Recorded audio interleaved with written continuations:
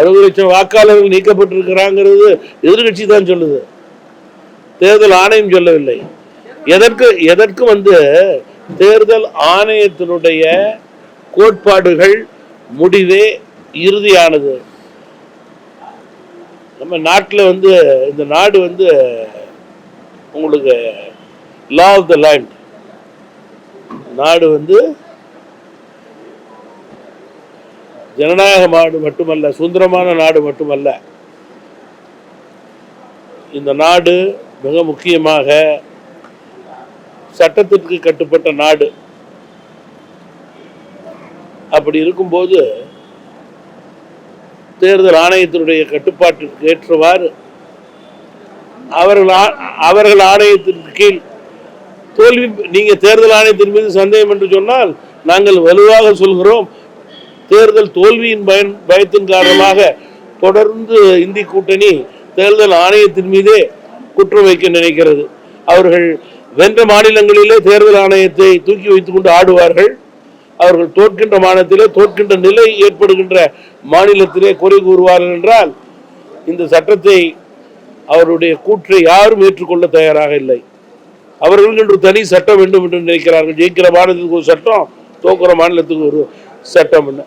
அது இந்த நாட்டில் நடைபெறாது. அது போன்ற சூழல் ஒருபோதும் ஏற்படாது. நாடு எல்லோருக்கும் சமமான நாடு, ஒன்றான நாடு, நடுநிலையான நாடு. அது வாக்காளர்கள் தான் இந்த நாட்டினுடைய எஜமானர்கள். அவர்களுடைய முடிவு இறுதி முடிவாக இருக்கும்போது வாக்காளர்களை மாற்ற வேண்டும், திருத்த வேண்டும், அவர்களை ஏமாற்ற வேண்டும், அவர்களை எப்படியாவது குழப்ப வேண்டும் என்ற தோல்வியின் காரணமாக இந்தி கூட்டணி நினைத்தால் அது அவர்களுக்கு எதிராகத்தான் போகுமே தவிர ஜனநாயகத்துக்கு எதிராக ஒருபோதும் போகாது.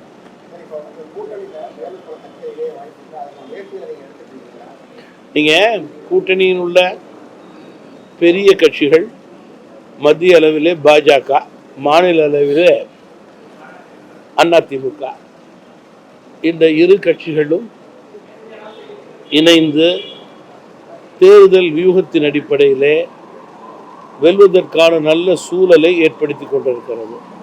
ஏற்கனவே தமிழகத்திலே திமுகவினுடைய மக்கள் விரோத ஆட்சியின் காரணமாக கொடுத்த வாக்குறுதியை நிறைவேற்றாத அரசு என்பதால் மக்கள் அரசை வெறுக்க தொடங்கி இருக்கிறார்கள். அரசுக்கு இந்த தேர்தலிலே முற்றுப்புள்ளி வைக்க வேண்டும் என்ற உறுதியாக அவர்கள் நம்புகிறார்கள். அப்படி இருக்கும்போது எதிர்மறை வாக்கு அதிகரித்து கொண்டு போகிறது. எதிர்மறை வாக்கு அதிமுக பாஜக கூட்டணிக்கு தமிழகத்திலே அதிக அளவிலே வரக்கூடிய பிரகாசமான வாய்ப்பு இருக்கிறது. நடப்பு சூழலிலேயே வெற்றி வாய்ப்பு எங்களுக்கு அதிகரித்து கொண்டு போகிறது. இன்னும் 2 மாத காலத்திலே திமுகவை எதிர்க்கின்ற கட்சிகள் எல்லாம்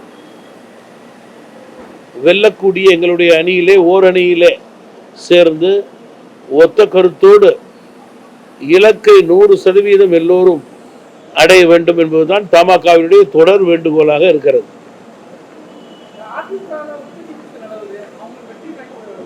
தற்போது உள்ள சூழல் எங்களுக்கு வெற்றி வாய்ப்பு பிரகாசமாக இருப்பதாக தான் நான் சொன்னேன்.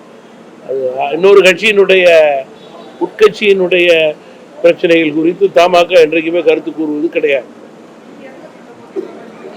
நேரம் காலம் வரும், கூட்டணிகள் அதிகரிக்கும். அதற்கேற்றவாறு எல்லா கட்சிகளும் கூட்டணியினுடைய தர்மத்திற்கு ஏற்றவாறு செயல்பட்டு வெற்றி ஒன்றே இலக்கு என்பதை மனதிலே வைத்து மற்ற பிரச்சனைகளை சுமூகமாக ஏற்றுக்கொள்ள நல்ல சூழல் ஏற்படும்.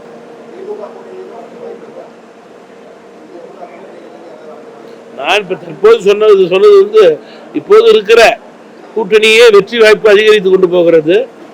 எந்த கூட்டணியும் இல்லாத கட்சிகள் எங்களோடு வருவதற்கான வாய்ப்பு இன்னும் கூடுதலாக இருக்கிறது. அப்படிப்பட்ட சூழலெல்லாம் இருக்கும்போது நம்பிக்கையான எங்களுடைய கூட்டணி, மக்கள் ஏற்றுக்கொள்ளக்கூடிய நம்பக்கூடிய எங்களுடைய கூட்டணிக்கு யார் வேண்டுமானும் வரலாம், அதில் மாற்று கருத்து இருக்க முடியாது.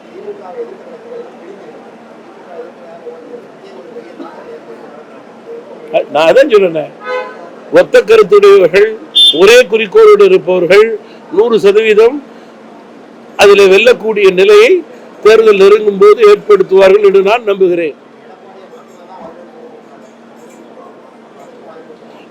சார், நீங்க இது கதை சொல்கின்ற நேரம் கிடையாது. இது தேர்தல் வியூகத்தின் அடிப்படையிலே வெல்லக்கூடிய நேரம்.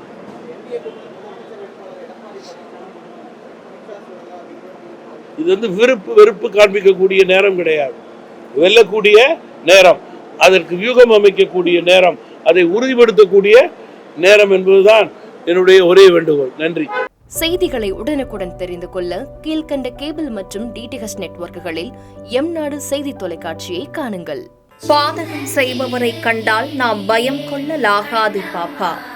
மோதி மிதித்துவிடு பாப்பா, அவர் முகத்தில் உமிழ்ந்துவிடு பாப்பா. அண்மை செய்திகளை உடனுக்குடன் தெரிந்து கொள்ள இணைந்திருங்கள் எம்நாடு தொலைக்காட்சியுடன்.